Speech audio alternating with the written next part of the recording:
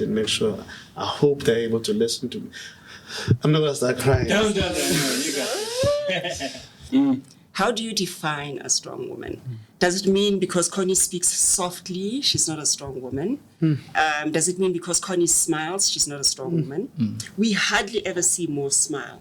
Bonko, between you and I, Yes. you realize Mandla's very intentional, hey? Yeah. In terms of like what he wants on screen. Yeah. Why was the map always upside down? I saw it on 2 occasions. I know there's an intention behind it, but I need an answer. Why? Maybe you're upside down. Right? That's a good comeback. Seriously. Hey guys, welcome back to SFM Chronicles. My name is RAMOHLALE and I'm joined by the amazing cast and the director of Heart of the Hunter. Please introduce yourselves, your name, your surname, and your role and your characters in Heart of the Hunter. Okay. My name is Mandla Dube. I'm a filmmaker and directed Heart of the Hunter.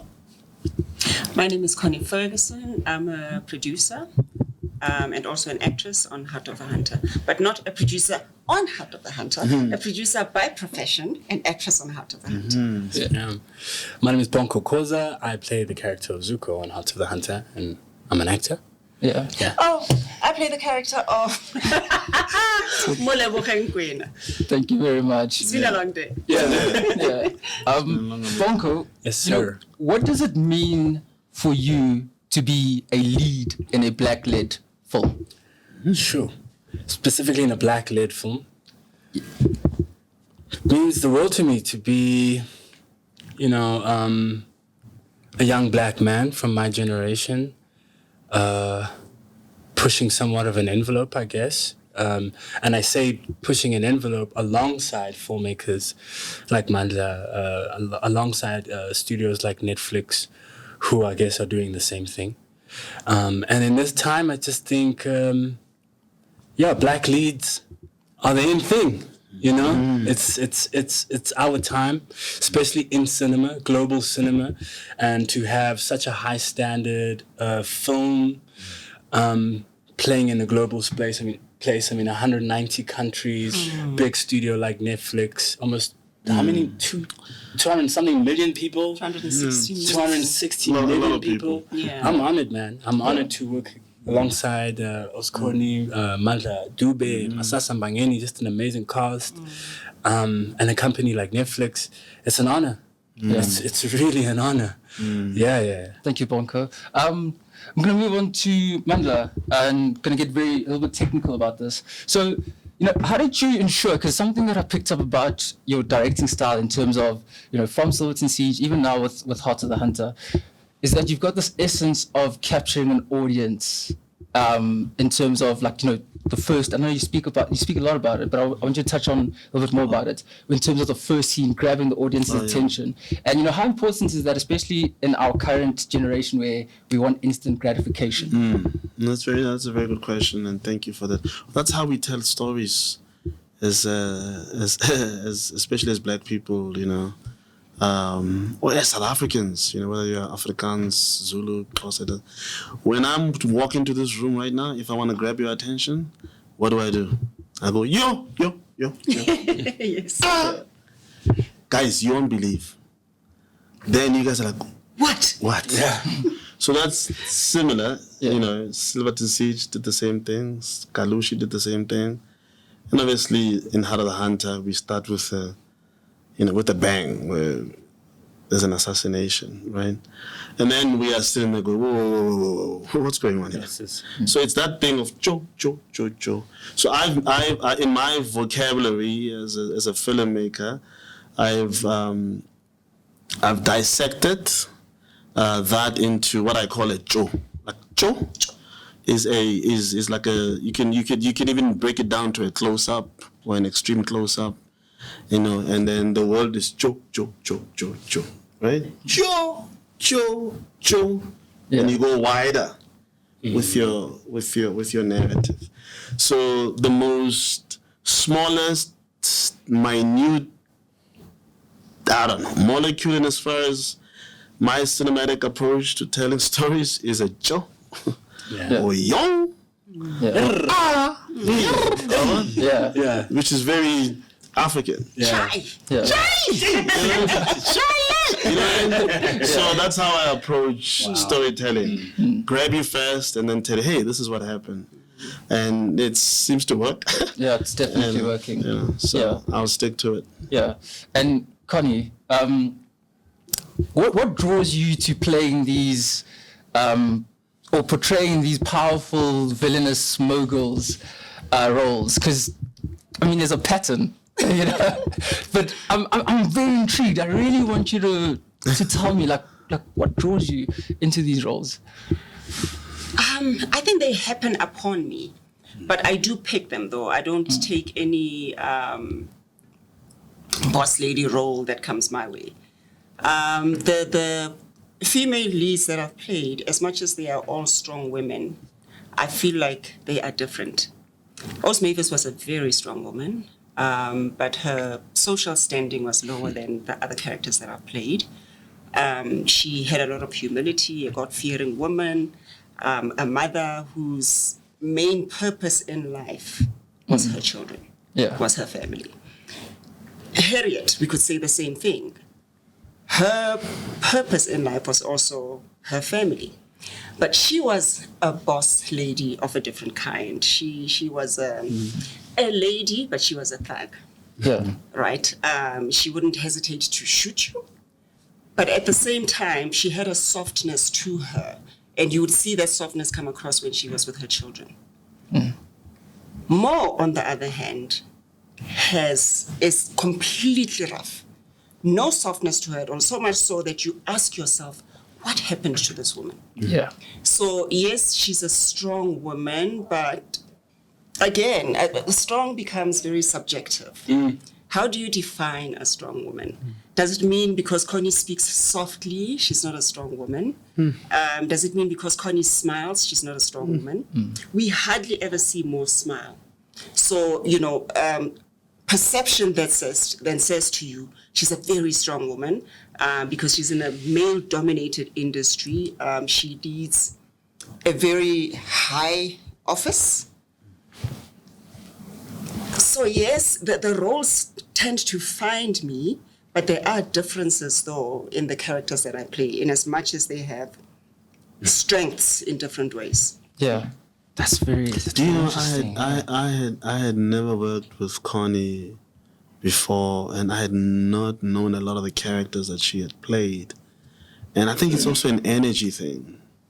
It's definitely energy, because what Connie is talking about now, I was not aware. And as far as her previous roles, I just said, this woman is brilliant. She's amazing. And she is very focused. Just from observation, I would love one day to collaborate with her on a film. And I said, okay, well, how do we go about doing that? And then follow the proper channels and that. It's energy.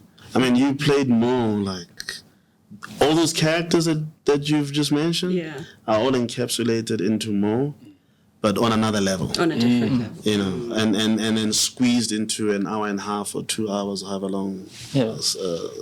Silver Heart of the Hunter. It's gonna happen. It's gonna happen. You know what I mean? So it's those things that energy is such an important part of what we do. You know, we tell stories from the heart. So the cast, you know, right now we're talking about how Bonko got casted onto Heart of the Hunter. It was just energy that we just put out there. You know, my son inspired me. Says, "You gotta work with this guy. You gotta find out this guy, who he is, and all that." And then I didn't go, you know, where is he? Who is he? And all of that. He just like came. So similarly with what Connie's saying, these, you know, it's magic, dog. It's fucking. And I think women basically are very strong. Women are very strong. I think sometimes what differentiates us is our social standing. And because the characters that I've played have had an upper social standing, so to speak, that's where you draw the similarities. But in terms of who the people are, they are very different. I love that. I love that. Bonko, between you and I, yes, you realize Mandla's very intentional, hey? Yeah. In terms of like what he wants on screen. Yeah. Why was the map always upside down? I saw it on 2 occasions. I know there's an intention behind it, but I need an answer. Why? Maybe you're upside down. Right? That's a good comeback. I mean, seriously though, why? So I mean, Mandla can help us answer this. I'd like to answer that as well. Yeah. When you've done that. No, for sure. But as much as Mandla can explain something or give us an idea, I had to make it make sense for myself, right? Yeah. And I think, I'm not going to speak for Mandla, I'll speak for myself. For me, the upside down map was a tool to escape, right? This, whatever perceived reality, right? So it was a tool to send us into a hyper-realistic world. It was an invitation to, like, this is not the world you know. So come with us. You know, I mean, in sci-fis, you need the alien and the spaceship for you to buy that, okay, I'm not watching a real thing. I'm watching a sci-fi. So for me, it was like, yeah, it's a map of Africa, but we're looking at it this way, which then I think suspends a lot of people's disbelief, and then they're more susceptible to listen to what we're saying. Yeah. That's what I believe the map was. But please. Yeah. Have you seen some artists, painters, when they work, right? They will start working and painting, and you see this picture coming together, and you don't really know what it is until they turn it upside down. Until they flip it. Yeah. Right? So it's there was a metaphor that I wanted to use now as you were speaking. It literally escaped my head. But that's literally what it is that sometimes you have to look at things from a different perspective. It's a matter of perspective, really. Got you. Mandla, 2 weeks ago, you and I were at a premiere, and you asked a question, Kobe Bryant, about how much their budget was. But now today tables have turned. How much was the budget for Heart of the Hunter? Well, I'm as a director, in this case, I was brought in by the studio, and the producers obviously, came to me, and I'm an executive producer, which is what my contract says. But I didn't dive into the nitty-gritties of, budget issues. And I'm very thankful for that, as a matter of fact, because I was just, this is my vision. You guys want to go for this vision, cost it, and support it. Yeah. And then they did, right? So it's the standards of what you see, hopefully can be able to be equated to something that is, to a project that can be between $5 million and $20-30 million. We are able to do that in South Africa. We're very good at that, to make a dollar go very far or a rand go very far. And I think in this case, we were very fortunate to have a Netflix, especially Tendeka Matatu at Netflix is very supportive of the vision of the project and gave constant notes, came to set, whenever he could. The whole team at Netflix were very supportive. I mean, there was a time when we in editing the film, right? Just to tell you that the costs matter, and yet sometimes costs don't matter when it comes to a vision. We made the film, and gave my cut, second, third, fourth cut, whatever. Then after a while, I was like, hey, I'm enough now. You can't get me asking me to why what's wrong with this for?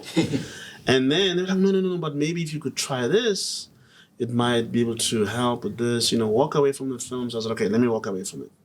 Let me do that, right?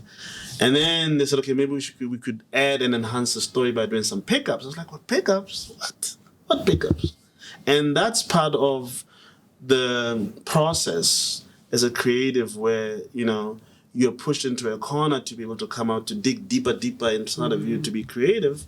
And you just got to be able to let go sometimes. Yeah. So I was pushed into this corner, and I had to relent. Say, okay, maybe there's a point that they're making. So 2 days into us doing the pickups, I was still like, man, what?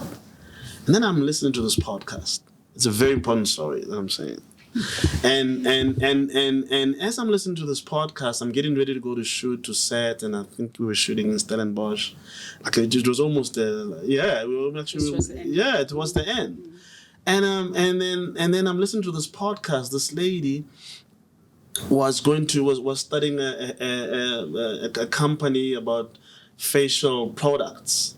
She had gone to this investor and said, "Hey, this is what I'm doing. Do you mind to invest in my company?" And they're like, "Oh, you're fat, you're ugly. Like, who's gonna buy these things, right?" And she's like, "What?" So she didn't take that. So sometimes, you've been rejected, you've been protected. And then later on, something like 5-6 years later, investors came in, put money into her product, and then it was bought by L'Oreal for something like $50 million. Wow. And it's a true story. I'll send you the podcast. Sure. And then she's at an event with Oprah Winfrey backstage, and she's like, "Oh my God, well done," and all that, and listen, if you ever want to talk, and like, here's my number. This is my personal cell number. Call me, And she's like, "Oh yeah, sure, Oprah," And then she didn't call Oprah for like 5 years. And one day she picks up, and then she just called Oprah. And she said, it took me 5 years to see and realize my worth. I was afraid to phone Oprah Winfrey because I thought, no, Oprah's a billionaire. She won't take my call. She won't talk to me, and all of that. So similarly, when Netflix said, "No, dude, you got to do these pickups and all of that," they saw my worth. Yeah. I had not had the time to be able to, the penny drop to say, "Listen, these people can see the value in me. Yeah. They can see my worth. They're willing to put more money into the project to enhance it and make it look like a $60 million film or whatever." I did not see that until I listened to that podcast, believe it or not. Yeah. As gray-haired as I am, I learned that day, like, Emuna, people, you are worth it. Yeah. So, where's the camera? You are worth it. You are worthy. When a project comes out there to be able to do it, know that what you're doing will end somewhere to be seen. And thanks for doing that. Thanks for that question. Because it also just, we learn from these conversations about each other. And it's not an easy thing to make a film. Yeah. To work with Connie Ferguson and Bonko in one picture. You know what I mean?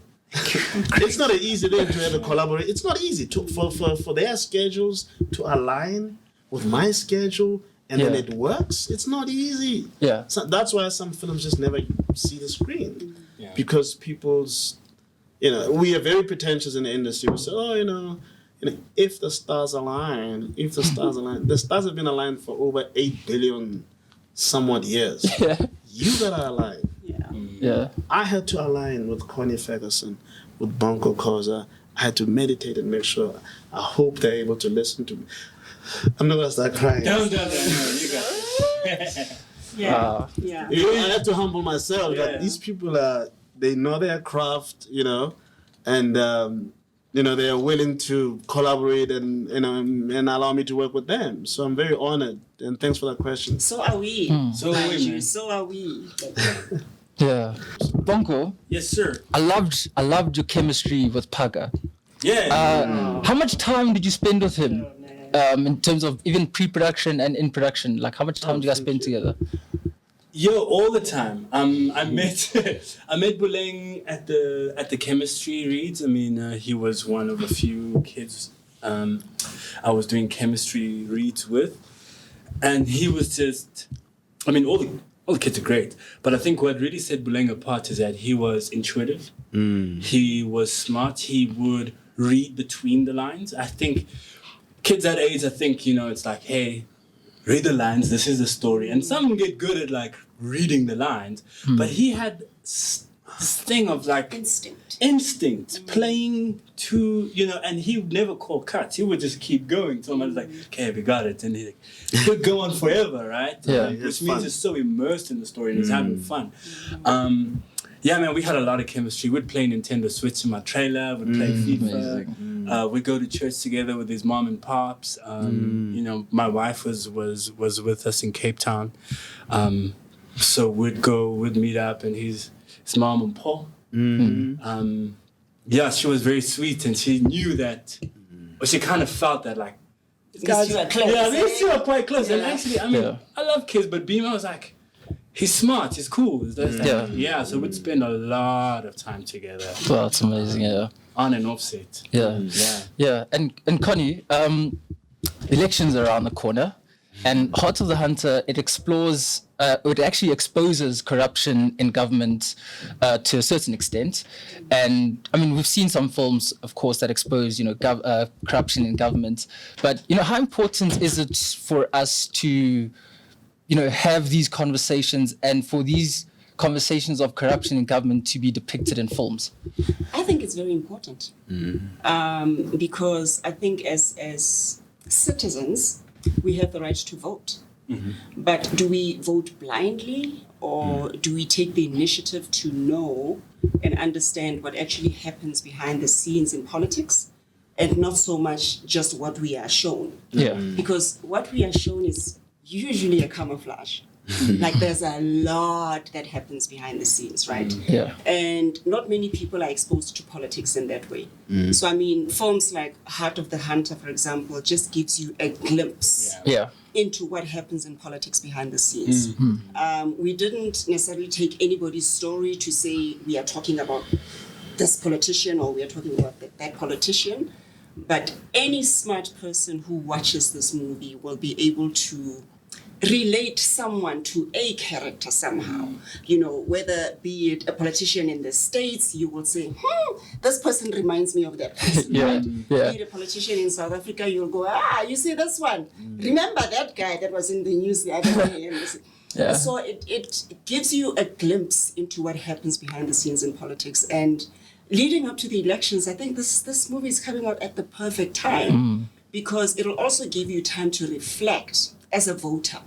To say, wait a minute, we are 30 years now into democracy.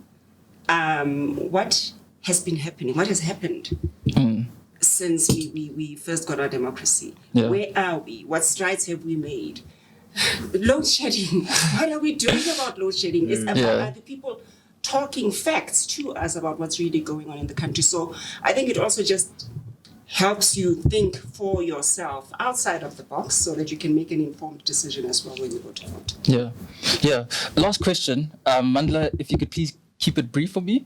But I want to touch into the visual style of it. You worked with Ndumiso on Silverton Siege as well, in the colorist. Oh, yeah. And you've also worked with him on Heart of the Hunter as well.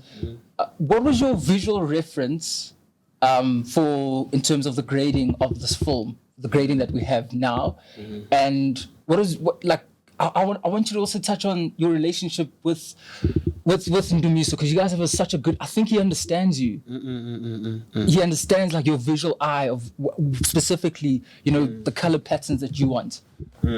So when you put a director's treatment and you got to come up with the cinematographer's, the color palette, the production, the design color palette, which informs costumes, art department, and subsequently at the end, the color grading of the film. So we worked together to do tests with the cinematographer, Trevor Calverley, to do those tests. And, as we had done, obviously, in Silverton Siege too. But I referenced painters from here, Gerard Sokoto, folks like, even currently now, Nelson Makamu, because what's his name and I, Ndumiso and I have been on this journey about making sure that we curate melanin, African and Indian skin tones properly, because there haven't been any standards. Right, so we call it digital melanin cinematography. So similarly on Heart of the Hunter, we did that because there haven't been standards on in as far as the sensors are concerned, makeup is concerned. Everything has always been white Caucasian skin tones as a standard, and then everybody else falls in place.